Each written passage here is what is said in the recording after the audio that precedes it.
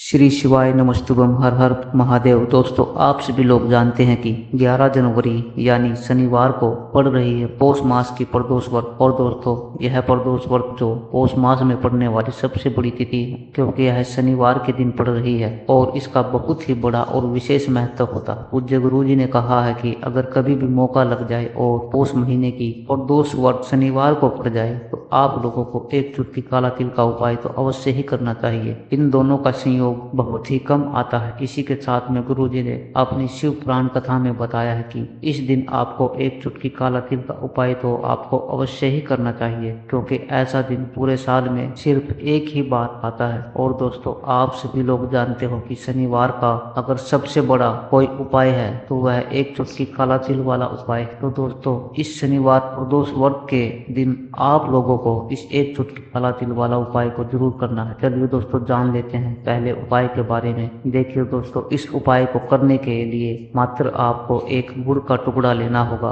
और इसी के साथ में आपको एक स्टील की कटोरी के अंदर शुद्ध जल लेना होगा। देखिए दोस्तों, सबसे पहले तो आपने जो स्टील का पात्र लिया है उसके अंदर जल लिया था, जिसमें आपको गुड़ का टुकड़ा डाल देना है, यानी कि आपको गुड़ से युक्त जल तैयार कर लेना होगा। अब दोस्तों, इस प्रकार से यह जल तैयार करने के बाद इससे आपको लेकर के पहुंचना है तुलसी जी के पौधे के पास। देखिए, यह उपाय इसे आप अपने घर पर जो तुलसी का पौधा है वहां पर भी कर सकते हैं। घर पर जो तुलसी का पौधा नहीं है तो आप मंदिर में जो तुलसी का पौधा होता है वहां पर भी आप कर सकते हैं। देखिए दोस्तों, सबसे पहले तो आपको जो आपने गुड़ वाला जल तैयार किया है इसे अपने सीधे हाथ की हथेली पर लेना है और आपको ओम नमो भगवतो वासुदेवाय नमः मंत्र का जाप करते हुए आपको अपना नाम और गोत्र 7 बार बोलना है और यह जल आपको तुलसी की जड़ में अर्पित करना है। आपको प्रार्थना करनी है कि हमारे जीवन से जो भी धन की समस्या है वह दूर हो जाए और माता लक्ष्मी की कृपा सदैव हमारे ऊपर बनी रहे। इस प्रकार से आपको कामना करनी है। ऐसे शुभ भाव को रखते हुए आपको यह जो जल है इसे तुलसी की जड़ में समर्पित कर देना है। देखिए, प्रदोष व्रत पर इस प्रकार से गुड़ वाला जल समर्पित करने से आपके जीवन में कभी भी धन की समस्या नहीं होती है। यह जो उपाय है आपके जीवन में संपदा को बढ़ाने वाला है, यानी कि इस उपाय को करने के बाद आपके जीवन में कभी भी दरिद्रता उत्पन्न नहीं होती है और आपको अपने जीवन में सुख समृद्धि तथा वैभव की प्राप्ति होती है। इस प्रकार से आपको यह पहला उपाय करना है और अपने जीवन में सुख समृद्धि तथा धन की प्राप्ति के लिए अब दोस्तों जान लेते हैं अपने दूसरे चमत्कारी उपाय के बारे में। देखिए, इस उपाय को विशेषकर आपको अपने घर पर जहाँ कहीं भी शमी का वृक्ष है, शमी का पौधा है, वहां पर आपको करना है। घर में शमी का वृक्ष नहीं है तो आपके आसपास जो जहाँ भी शमी का वृक्ष है वहां पर भी आप यह उपाय कर सकते हैं। तो देखिए, इस उपाय को करने के लिए सबसे पहले तो आपको एक दीपक लेना होगा। दीपक आप मिट्टी का भी ले सकते हैं, आटे का भी बना सकते हैं और इस दीपक में आपको गोल बाती का प्रयोग करना है। साथ ही साथ दीपक में आपको शुद्ध घी का प्रयोग करना है। अब इस प्रकार से एक गोल बाती का दीपक तैयार करने के साथ में आपको मात्र एक चुटकी काले तिल भी लेने होंगे। देखिए, शनिवार प्रदोष व्रत के दिन शमी के वृक्ष के वहां पर हम कोई भी उपाय करते हैं तो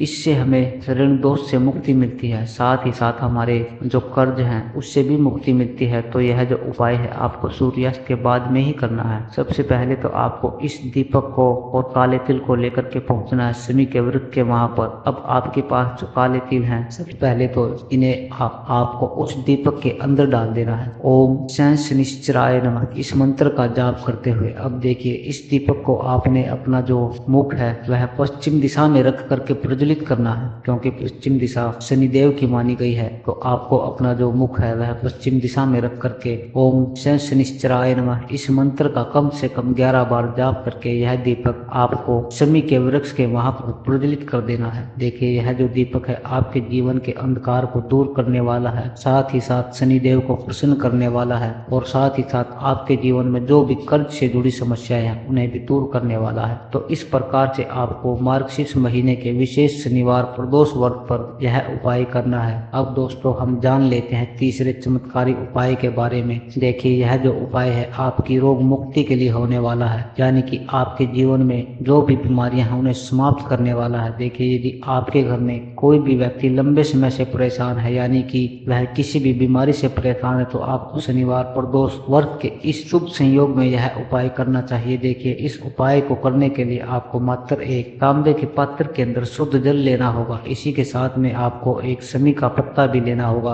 और इसी के साथ में आपको 11 काले तिल के दाने भी लेने होंगे। अब दोस्तों इन सभी सामग्रियों को लेकर के आपको पहुंचना है सबसे पहले तो भगवान शिव के मंदिर में। दोस्तों गुरुजी ने बताया है कि आप इस उपाय को शनिवार की प्रदोष वर्ग पर सुबह से लेकर शाम तक किसी भी समय में कर सकते हैं। दोस्तों सबसे पहले तो आपके पास जो काले तिल के दाने हैं उन्हें आपको एक एक करके उस पात्र के अंदर डालते जाना है और आपको लगातार श्री शिवाय नमस्तुभ्यम इस मंत्र का जाप करते रहना है। अब दोस्तों आपके पास जो एक पत्ता है उसे भी आपको इस पात्र के अंदर डालना है, लेकिन जब भी आप यह पत्र इस पात्र के अंदर डालोगे तो आपके घर में जो भी व्यक्ति बहुत बीमार है उस व्यक्ति का आपको नाम और उस व्यक्ति का आपको गोत्र बोलने हैं और महादेव से प्रार्थना करनी है कि इस व्यक्ति के शरीर में जो भी बीमारी है, इस व्यक्ति के शरीर में जो भी रोग है वह सभी आपकी कृपा से समाप्त हो जाए। इस व्यक्ति को जो भी रोग है उसमें आराम मिले, इस प्रकार से आपको कामना करनी है। और यह जो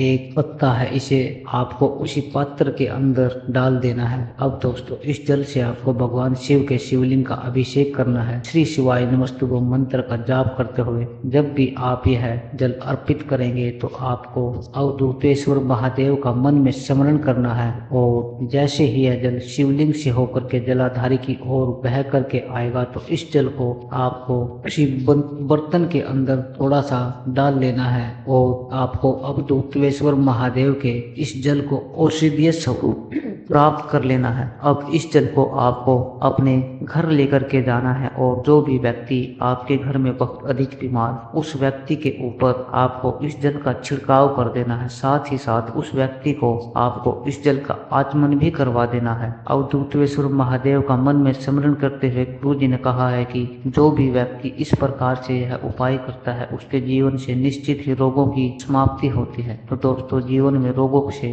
मुक्ति पाने के लिए आपको चमत्कारी उपाय भी निश्चित ही करना चाहिए। अब दोस्तों हम जान लेते हैं गुरु जी द्वारा बताए गए चौथे और विशेष उपाय के बारे में। देखिए दोस्तों यदि आप भी चाहते हैं कि चारों ही दिशाओं से आपके जीवन में कभी भी धन की समस्या नहीं होनी चाहिए, चारों दिशाओं से आपके जीवन में जो धन के स्रोत है वह बंद नहीं होने चाहिए, चारों दिशाओं से आपके जीवन में धन आना चाहिए, आपके जीवन में धन की प्राप्ति होनी चाहिए, तो आपको यह चमत्कारी उपाय जरूर करना चाहिए। देखिए दोस्तों आप सभी को पता है कि शनिवार के दिन पीपल के वृक्ष में भगवान विष्णु और माता लक्ष्मी का वास होता है। तो इस दिन आपको एक चौमुखी दीपक तैयार करना है। देखिए आप दीपक मिट्टी का भी दे सकते हैं और आटे का भी बना सकते हैं। यदि आप आटे का बना रहे हैं तो आपको शुद्ध आटा मानकर उसका एक दीपक तैयार करना है और इस आटे में आपको नमक नहीं डालना है, इस बात का आपको विशेष ध्यान रखना है। तो इस प्रकार से आपको यह एक दीपक तैयार करना है। दीपक में आपको 4 बाती का प्रयोग करना है। 4 बाती जो है आप मोली वाला धागा आता है, कलावा आता है, उसकी बाती का प्रयोग कर सकते हैं और इसी के साथ में आपको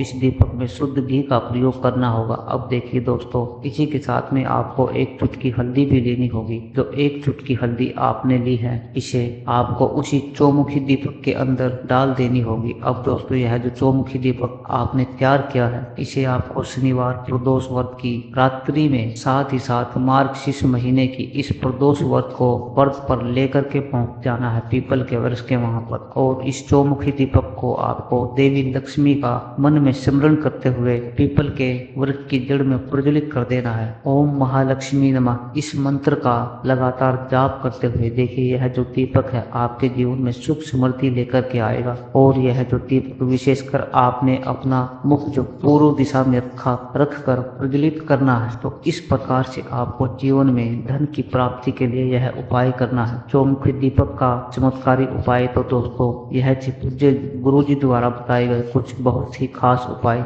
आपको जानकारी अच्छी लगी हो तो वीडियो को लाइक करिएगा। मिलते हैं फिर एक नई वीडियो के साथ। श्री शिवाय नमस्तुभ्यम। हर हर महादेव।